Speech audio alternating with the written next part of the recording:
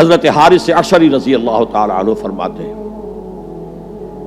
یہ مسند احمد ابن حنبل میں بھی ہے، ترمذی میں بھی ہے، قال قال رسول اللہ صلی اللہ علیہ وسلم انی آمرکم بخمس اللہ امرنی بہن۔ یہ ایک روایت میں اضافی الفاظ ہیں، اللہ امرنی بہن، دوسری میں نہیں ہے۔ انی آمرکم بخمس کے بعد شروع ہو جاتی ہے بالجماعت والسمع والطاعت والہجرت والجہاد فی سبیل اللہ۔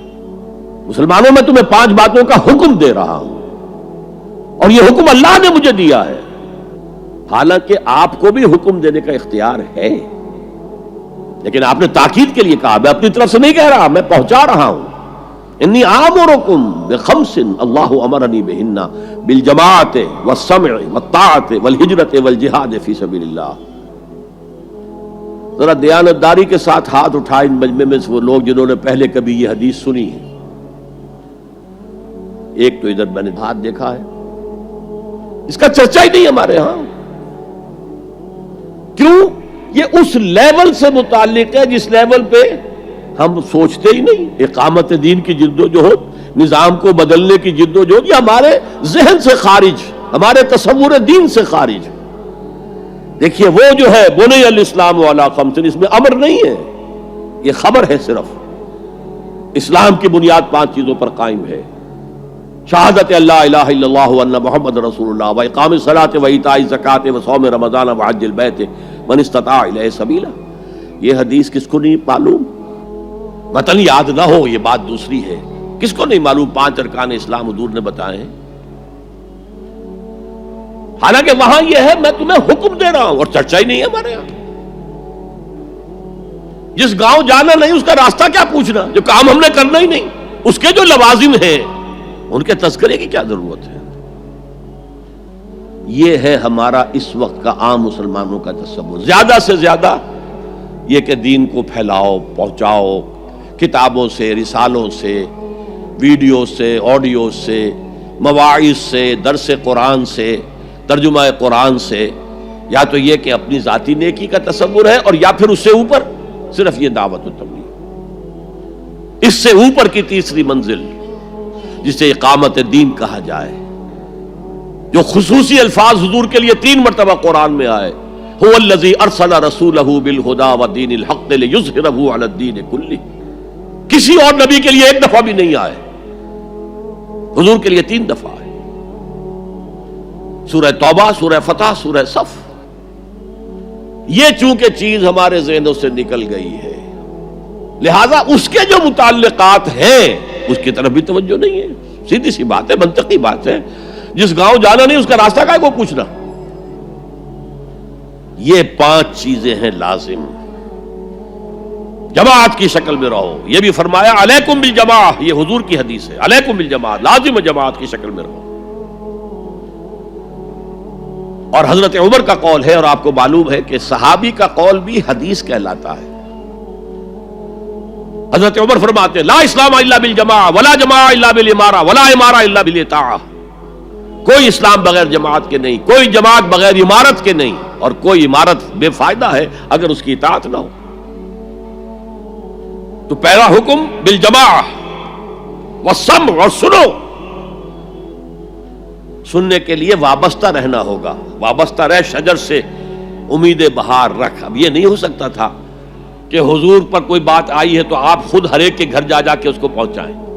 آپ وابستہ رہیں اس نظم جماعت کے ساتھ، جیسے کہ درخت کا پتا جو ہے اس تک بھی جڑ سے لے کر جو غذا آ رہی ہے درخت کے پتے تک پہنچ رہی ہے۔ تو پیوستہ رہ شجر سے امید بہار رکھ، اس پیوستگی کے ساتھ، تاکہ وہ سارے احکام آپ تک خود بخود پہنچے۔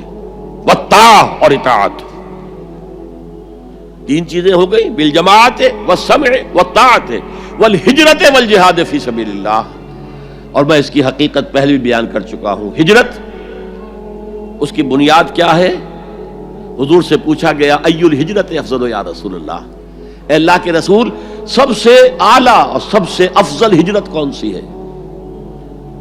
فرمایا ان تہجر ما کرہ ربک، ہر اس چیز کو چھوڑ دو جو تمہارے رب کو پسند نہیں ہے۔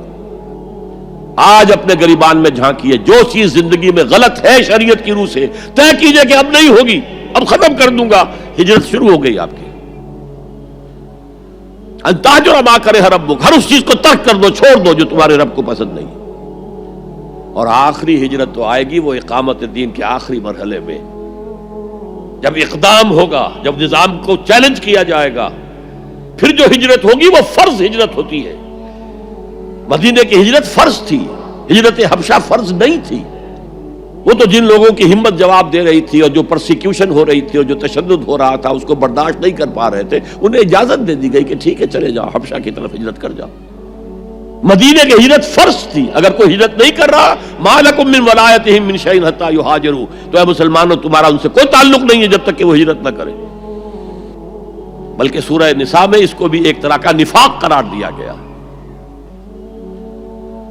تو وہ ہجرت بڑی ہجرت ہے، گھر بار چھوڑ کر، اور مکے والے جو گئے تھے چھوڑ کر، وہ قریش کے بھیڑیوں کے رحم و کرم پر چھوڑ کر گئے تھے اپنے گھر والوں کو، اور ان کا سارا گھر کا سامان لوٹا گیا تھا، اور اس سارے سامان سے وہ کیپٹل فراہم کیا گیا تھا جس کو لے کر ابو سفیان کا قافلہ گیا تھا شام کی طرف، جس کا حضور نے پیچھا کیا تھا لیکن وہ نکل گیا تھا۔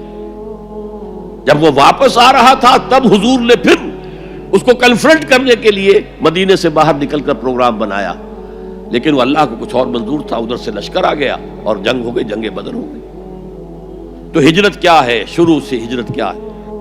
ان تہجر ما کرہ ربک، اور سب سے اوپر کیا ہے؟ گھر بار، اپنے آباء و اجداد کی وطن، جہاں آپ کے آباء و اجداد دفن ہے، چھوڑو، جاؤ، اور جاؤ وہاں جہاں پوری طاقت مرکوز ہو جائے تاکہ آپ نظام باطل کو چیلنج کرنے کے لیے ساری طاقت ایک جگہ جمع کر سکیں۔ اور جہاد پوچھا گیا ای الجہاد افضل یا رسول اللہ، سب سے افضل جہاد کون سا ہے اللہ کے رسول؟